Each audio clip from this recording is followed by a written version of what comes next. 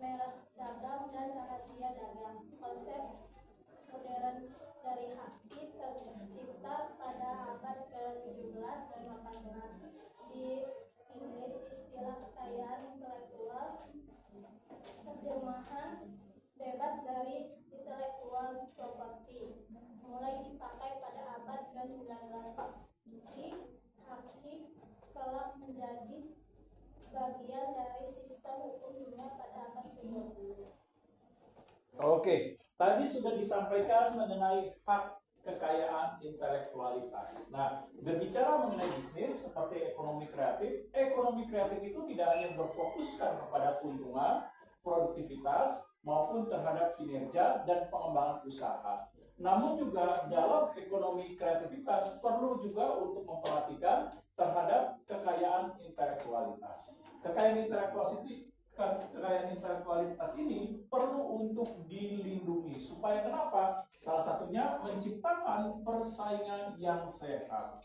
Agar ide-ide, gagasan, kreativitas, inovasi dalam pengembangan produk tidak diambil atau dicuri dalam bentuk mengambil alih atau melakukan pembajakan terhadap hak kekayaan intelektualitas. Nah, untuk itulah maka kekayaan hak intelektualitas berupa misalnya pengembangan produk perlu adanya perlindungan. Nah, bagaimana perlindungannya? Nah, tentu pelaku-pelaku usaha, pelaku-pelaku bisnis dari ekonomi kreatif itu perlu untuk mendaftarkan diri. Nah, agar nantinya mendapatkan perlindungan secara hukum. Kalau ada suatu saat misalnya mengambil kekayaan intelektualitas dari pengembangan produk, entah itu merek dagang yang kita gunakan dan lain sebagainya, ataukah produk-produk yang dihasilkan dari perusahaan ekonomi kreatif itu dipalsukan, berarti kalau ini sudah didaftarkan maka berhak mendapatkan perlindungan secara hukum. Seperti adanya gugatan, nanti bisa dimintai ganti rugi, atau secara hukum misalnya dapat dikenakan hukuman misalnya dalam bentuk hukuman pidana atau dalam bentuk hukuman perdata sesuai dengan gugatan dalam peradilan mengenai hak kekayaan intelektualitas. Nah, oleh sebab itu kekayaan intelektualitas ini perlu untuk dilindungi agar gagasan, ide, kreativitas, inovasi dalam pengembangan produk atau penciptaan sesuatu hal yang baru itu dilindungi. Jangan sampai ada nilai pencurian seperti pencurian kekayaan intelektualitas, pembajakan, dan lain sebagainya yang dapat merugikan perusahaan atau para pelaku ekonomi kreatif. Oke, lanjut. Tujuan hukum Haki adalah untuk mendorong pembuatan berbagai macam barang-barang intelektual. Untuk memperoleh tujuan itu, peraturan undang-undang akan memberikan perlindungan haki kepada orang atau badan hukum untuk menggunakan, mengandalkan, dan atau mendistribusikan informasi dan barang-barang intelektual yang dibuatnya umumnya dalam jangka waktu terbatas. Hal ini akan memberikan insentif ekonomi bagi pencipta barang karena akan memungkinkan orang mendapatkan manfaat dari pembuatan barang tersebut, melindungi gagasannya serta mencegah pembuatannya. Barang tiruan, insentif ekonomi ini akan menstimulasi inovasi dan kontribusi dalam perkembangan teknologi di negara yang tergantung dengan perlindungan terhadap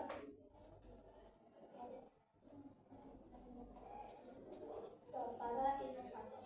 Oke, nah supaya hak kekayaan intelektual ini memberikan kesadaran bagi para pelaku ekonomi kreatif untuk mau mendaftarkan diri berupa kekayaan intelektualitas yang dihasilkan dari produk atau barang ataupun jasa atau hasil karya ciptanya, maka diperlukan upaya untuk mendorong kesadaran hukum. Bagaimana upaya tujuannya? Yaitu bisa pertama dengan layanan sosial yang dilakukan dengan menggunakan layanan sosial publik untuk mendorong kesadaran masyarakat. Berupa iklan layanan sosial bisa di TikTok, bisa di Instagram, bisa di Facebook, dan lain sebagainya. Supaya para pelaku ekonomi kreatif itu mau mendaftarkan diri terhadap hak kekayaan intelektualitas. Yang kedua, bisa melalui berbagai seminar-seminar yang diadakan, seperti seminar yang diadakan di kampus, ataupun di lembaga-lembaga sosial masyarakat untuk memberikan pemahaman edukasi terhadap arti penting hak kekayaan intelektualitas agar nantinya para pelaku ekonomi kreatif mau dengan kesadaran dirinya mendaftarkan bentuk kekayaan intelektualitas berupa hak paten, hak merek, hak dagang, dan lain sebagainya. Nah, sehingga ketika kesadaran dalam hal bentuk kekayaan intelektualitas sudah dilakukan, apabila dalam melakukan kegiatan bisnis ada pencurian, pembajakan, ataupun tiruan barang palsu, ini bisa dilakukan penggugatan secara hukum. Untuk apa? Untuk memberikan efek jerah terhadap para pelaku yang melanggar ketentuan hak kekayaan intelektualitas. Nah, diharapkan apa? Diharapkan maka apabila ada hukuman bisa menimbulkan efek jerah, nah sehingga nantinya mendorong terciptanya persaingan bisnis yang sehat. Dalam apa? Persaingan bisnis yang sehat dalam hal meningkatkan dan menumbuh kembangkan ekonomi kreatif. Sebab kenapa? Sebab kan ekonomi kreatif sekarang ini yang kita hadapi salah satu persaingannya rentan terhadap pencurian kekayaan intelektualitas. Oke, lanjut. Selanjutnya adalah sifat hak kekayaan intelektual. Sifat hak kekayaan intelektual yang tak mewujud sukar dibandingkan dengan kekayaan fisik, misalnya tanah atau barang. Hak kekayaan intelektual dianggap tak bisa dibagi, mengingat ada banyak sekali orang yang dapat menggunakan barang intelektual tersebut tanpa menghabiskannya. Dan investasi barang intelektual mengalami masalah dalam penghayatannya. Oke, sebentar. Nah, seperti apa sih bentuk kekayaan intelektualitas yang perlu untuk mendapatkan perlindungan dalam menciptakan persaingan bisnis yang sehat, sehingga kita tahu produk-produk apa atau hal-hal apa saja yang perlu kita daftarkan dalam bentuk hak kekayaan intelektualitas. Apa saja nih hak kekayaan intelektualitas? Bisa hak cipta, hak paten, hak merek, hak dagang, dan satu lagi hak distribusi terhadap produk. Nah, hak cipta itu seperti apa? Misalnya contoh, hak cipta lagu, menciptakan sebuah lagu, buku, film, musik, lalu teknologi, hasil penelitian, dan lain sebagainya. Nah, lalu apa lagi hak paten? Hak paten, apa saja nih hak paten? Nah, misalnya hak paten kalau Anda menggunakan ini, terus ada simbol perusahaan trademark Nike, ketika Anda memproduksi sepatu, Anda harus minta izin terhadap Nike. Hak paten itu bisa dalam bentuk logo. Nah, lalu hak merek seperti kombinasi dari simbol, warna, lalu ada pernyataan kalimat, dan lain-lain. Misalnya contoh, nah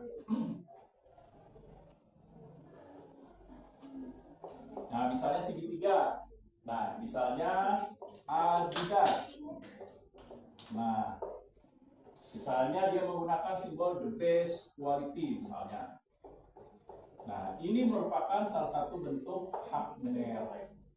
Nah, di mana kalau ada yang memasukkan bisa digugat.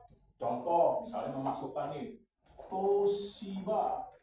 diganti Toshiba. Nah, namanya dihilangin. Nah, apabila Toshiba perusahaan Jepang itu mengetahui, nah dia bisa mengajukan gugatan terhadap pemalsuan hak merek dagang yang dimiliki. Nah, ini dia. Nah, langsung selanjutnya hak dagang. Seperti contoh hak dagang, siapa yang berhak untuk memasarkan produk tersebut sehingga perusahaan mempercayakan. Misalnya contoh, kalau di Indonesia ada hak dagang berupa misalnya PT Aneka Handphone Nasional, atau misalnya PT Astra Indonesia Internasional. Nah, berarti apa? Berarti, nah, Astra dengan Aneka Handphone Nasional ini memiliki hak dagang untuk apa? Memasarkan, mempromosikan, menjual produk tersebut. Nah, oleh sebab itu, Astra di Indonesia berhak untuk memasarkan produk-produk Honda. Lalu untuk misalnya memasarkan atau mempromosikan produk-produk finansial dari Honda, atau memasarkan produk-produk service centernya dan lain sebagainya. Nah, begitu juga Aneka Handphone. Nah, Aneka Handphone berhak untuk memasarkan produk-produk dari China berupa Itel, berupa Infinix, Tecno, Vivo, Oppo. Dia berhak untuk memasarkan produknya. Karena kenapa? Dipercaya oleh perusahaan-perusahaan handphone di China sebagai hak dagang untuk memasarkan produk handphone China di Indonesia. Nah, kalau ada yang lain yang boleh, boleh, tapi harus minta izin melakukan kerjasama. Nah, ini dia. Lalu hak distribusi. Apa ini hak distribusi? Ada yang tahu? Nah, seperti apa sih hak distribusi? Nah, coba kalian cari. Nah, apa tuh hak distribusi?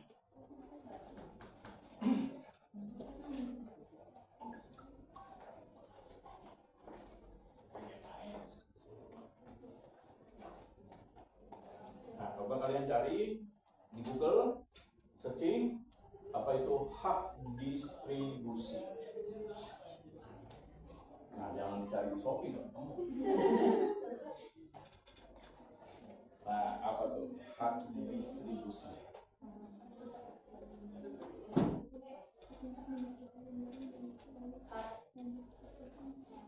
Hak distribusi adalah hak eksklusif untuk mendistribusikan suatu karya atau produk baik melalui penjualan, penyewaan, sewa guna usaha, atau peminjaman. Hak ini memberikan pemegang hak seperti pemilik hak cipta untuk mengendalikan penyebaran karya atau produk tersebut. Oke, hak distribusi hak untuk menyebarkan, memasarkan, mendagangkan, atau hak untuk mengatur kepemilikan. Contoh misalnya Indomaret memiliki hak distribusi. Kalau siapapun yang tertarik untuk berjoin atau melakukan mitra bisnis, maka Indomaret memegang hak. Seperti contohnya, Anda mau jadi mitra Indomaret, seperti itu nanti diatur ketentuan, aturannya, pembagian keuntungan, berapa setiap bulan harus membayar royalti karena menggunakan nama dari Indomaret. Nah, inilah yang disebut sebagai hak distribusi.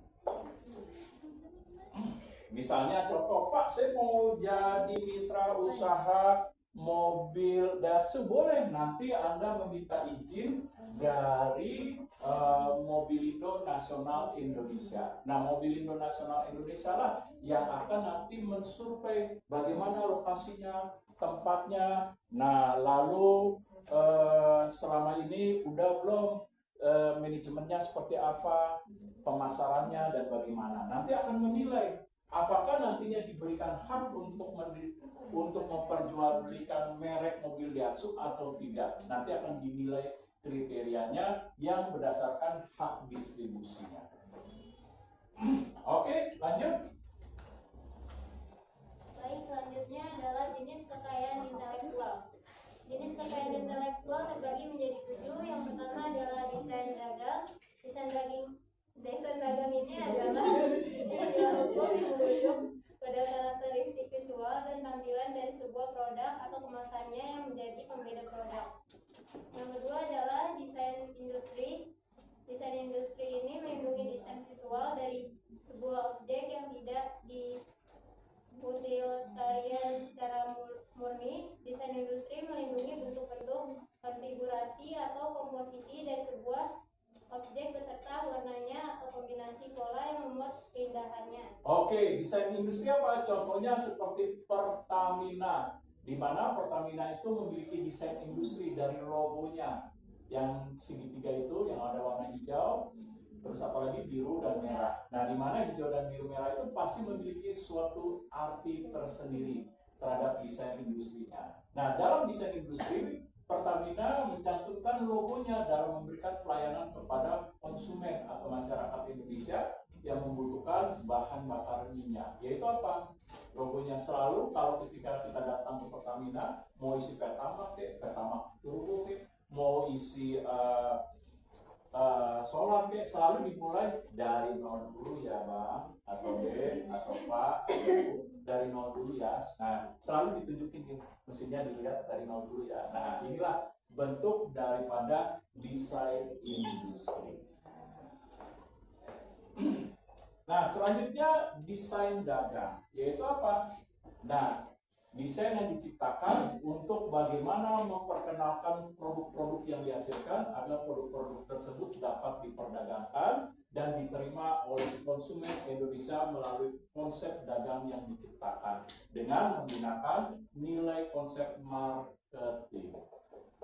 Nah, desain dagangnya apa? Contoh Indomie, desain dagangnya apa? Dari Sabang sampai Merauke. Nah, dari timur sampai utara laut. Terus desain dagangnya gambar panorama alam Indonesia. Lalu apalagi ditampilkan bentuk tari-tarian Nusantara ada berbagai daerah. Nah, ini merupakan desain dagang yang diciptakan bagaimana supaya Indomie diterima oleh masyarakat Indonesia. Dengan desain dagangnya apa terakhirnya?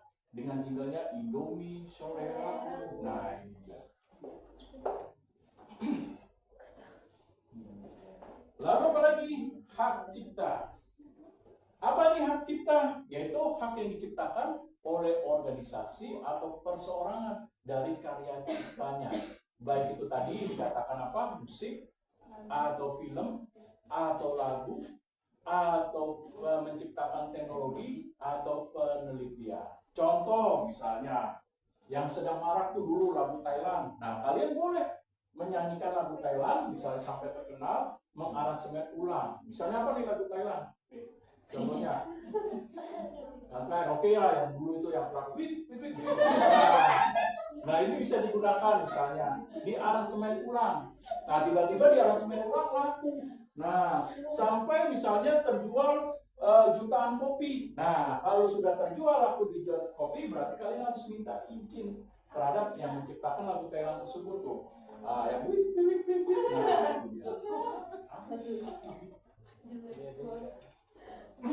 Nah, lalu apa lagi? Merek dagang. Nah, setiap perusahaan harus memiliki merek dagang. Sebagai apa? Bentuk identitas yang membedakan. Contoh misalnya industri sepatu. Nah, pasti memiliki nilai merek dagang yang berbeda-beda antara Nike, antara Puma, Adidas, lalu Reebok. Nah, mereka pasti memiliki penggunaan simbol yang berbeda, kombinasi warna juga berbeda, lalu penggunaan kalimat atau logo juga berbeda. Nah, inilah contohnya. Oke, silakan selanjutnya. Selanjutnya yang kelima hak paten.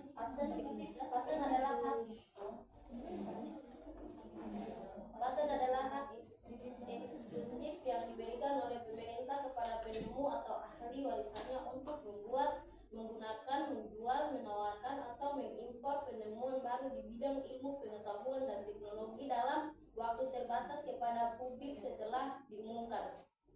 Yang keenam, rahasia dagang. Rahasia dagang adalah formula praktik, proses, desain, alat, pola atau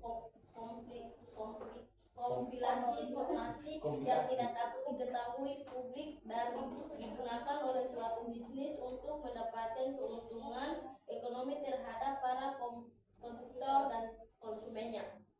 Yang ketujuh, varietasi tanaman. Hak varietasi tanaman adalah hak untuk menggunakan varietasi tanaman baru secara komersial. Varietas ini harus ada kebaruan dan pendaftaran sangat dipertimbangkan. Oke, nah misalnya contoh hak paten dalam hal menciptakan sesuatu, baik tadi apa, film, lagu, industri, teknologi, atau penelitian. Nah, kita bisa melakukan hak paten. Contohnya, misalnya perusahaan Microsoft melakukan hak paten terhadap prosesor Intelnya. Apabila ada suatu perusahaan yang ingin tertarik mengembangkan prosesor Intel, nah, dia harus meminta izin kepada Microsoft. Nah, ini contoh.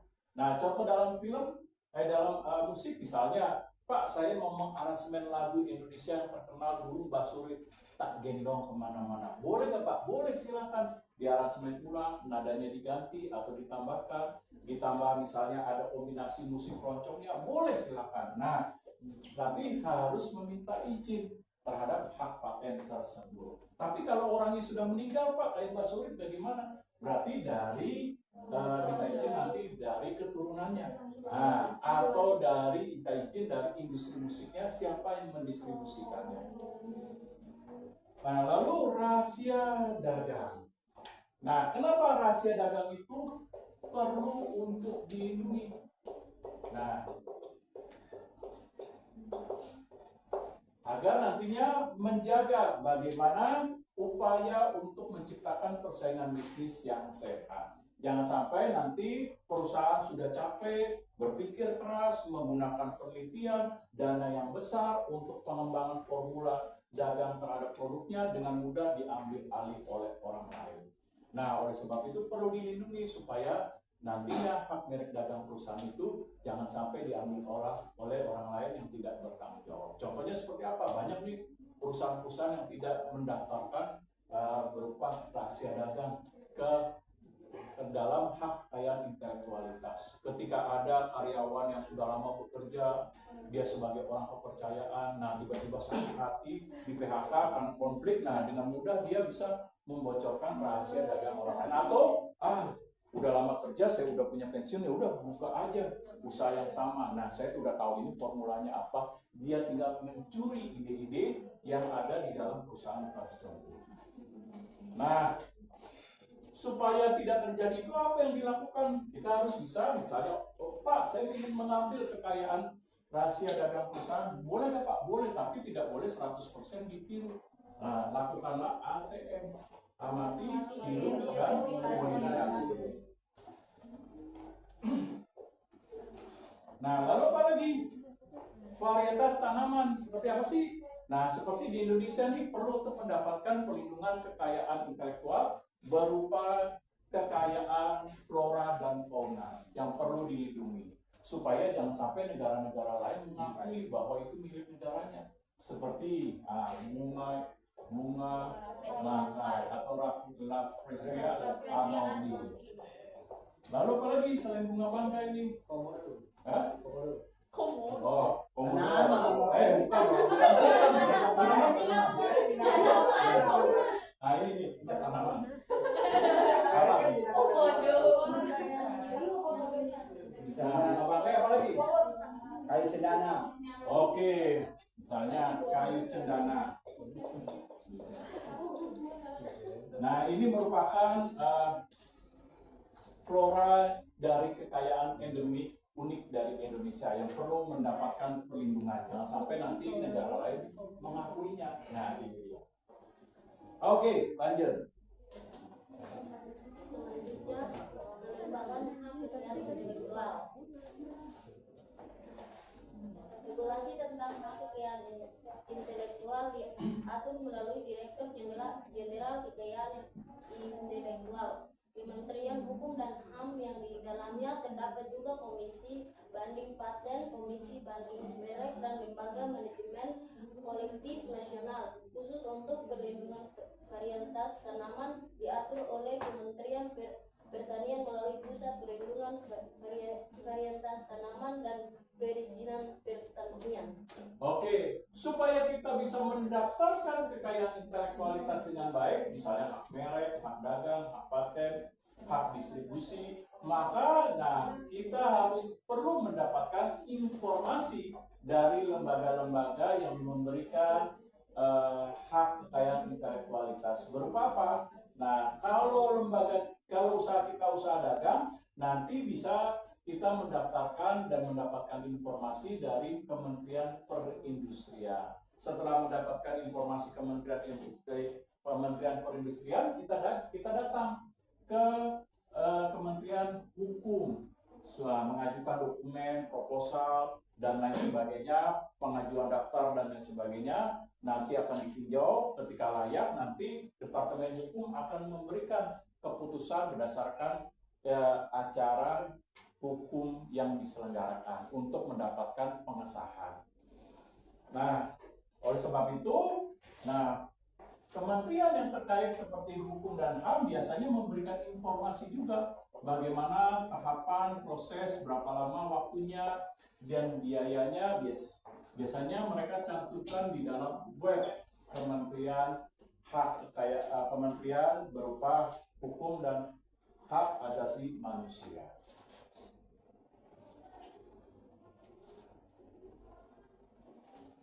Oke, lanjut. Persyaratan menjadi konsultan hak kekayaan intelektual. Pertama, warga negara Indonesia bertempat tinggal tetap di wilayah Republik Indonesia. Kedua, menguasai bahasa Inggris dan berijazah S1. Ketiga, tidak berstatus sebagai pegawai negeri sipil. Keempat, lulus pelatihan konsultan hak kekayaan intelektual. Oke, nah kalau kita tertarik untuk menjadi konsultan bagi perusahaan-perusahaan yang membantu dalam ekonomi kreatif atau pelaku-pelaku ekonomi kreatif, kita bisa mengajukan diri menjadi konsultan. Nah, inilah persyaratannya. Nah, selain itu persyaratan tambahannya yaitu adanya pelatihan. Biasanya pelatihan itu diselenggarakan resmi oleh pemerintah yang dinamakan BNSP. Nah, Badan Nasional Sertifikasi Pelatihan. Nah, biasanya pemerintah mengadakan tuh. Nah, dia biasanya diumumkan melalui web. Nah, berapa biayanya, pelatihannya berapa lama, materi-materinya apa saja, lalu berupa nanti tugas dan tes-tesnya apa saja. Nah, biasanya nanti ketika sudah lulus, biasanya ada sertifikasi. Nah, nanti sertifikasinya itu berdasarkan tingkatannya. Nah, ada tingkatan misalnya pendamping. Nah, ada tingkatan misalnya konsultan utama, ada tingkatan konsultan sebagai asisten. Nah, nanti tergantung. Nah, levelnya sudah masuk kemana. Nah, dalam hal membuka konsultan sebagai hak kekayaan intelektualitas. Nanti kalau konsultan dia berhak untuk membantu dalam hal memberikan edukasi kepada para pelaku ekonomi kreatif. Selain itu apa? Bisa mengadakan seminar, sosialisasi, pelatihan, lalu membantu dalam proses pendaftaran, dan lain sebagainya. Oke, lanjut. Pentingnya hak kekayaan intelektual. 1. Menghindari adanya pelanggaran hak cipta. 2. Mensejahterakan pemilik hak cipta. 4. Meningkatkan daya kompetisi terkait kreativitas intelektual. 4. Melindungi konsumen dari produk palsu.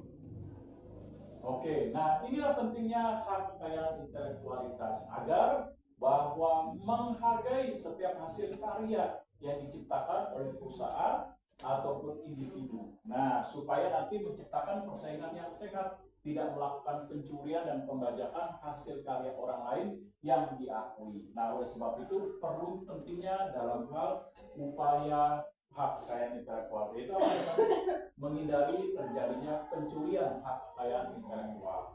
Lalu yang kedua, dengan adanya hak kekayaan intelektual apa? Mendorong, meningkatkan kompetensi dan kemampuan bersaing dengan baik untuk menghasilkan hal-hal yang baru.